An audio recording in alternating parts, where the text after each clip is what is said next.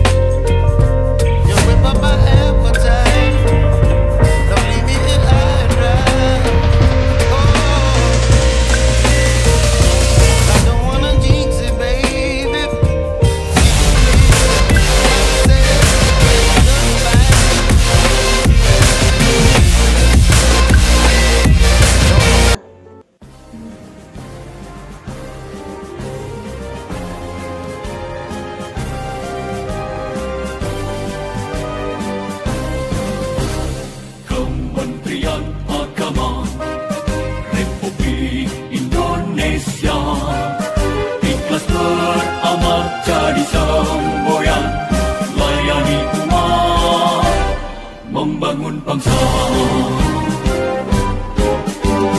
berkhidmat untuk umat dalam keberagaman, bersatu padu bergerak dan berkarya wujudkan negeri yang damai.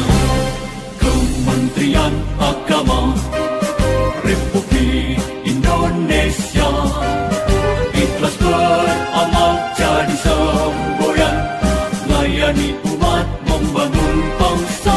Ikhlas beramal jadi semboyan, layani umat membangun bangsa.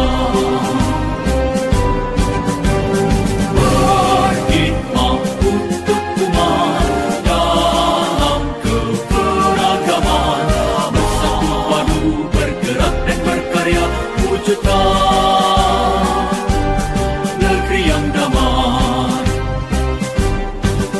Berkhidmat untuk umat, membina, membimbing dan mendidik, wujudkan masyarakat taat beragama, wujudkan masyarakat sejahtera lahir dan batin.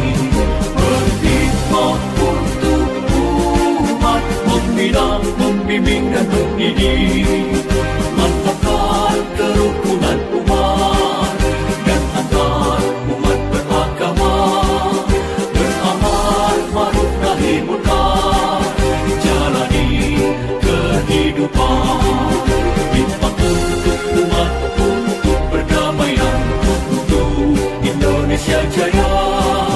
Khidmat untuk umat, untuk perdamaian, Indonesia Jaya. Berkhidmat untuk umat, membina, membimbing dan mendidik, wujudkan masyarakat taat beragama, wujudkan masyarakat sejahtera lahir dan batin. Berkhidmat untuk umat, membina, membimbing dan mendidik, mantapkan kerukunan umat dan antar umat beragama, beramal ma'ruf nahi munkar, jalani kehidupan. Khidmat untuk umat, untuk perdamaian, untuk Indonesia Jaya. Khidmat untuk umat, untuk perdamaian, untuk Indonesia Jaya.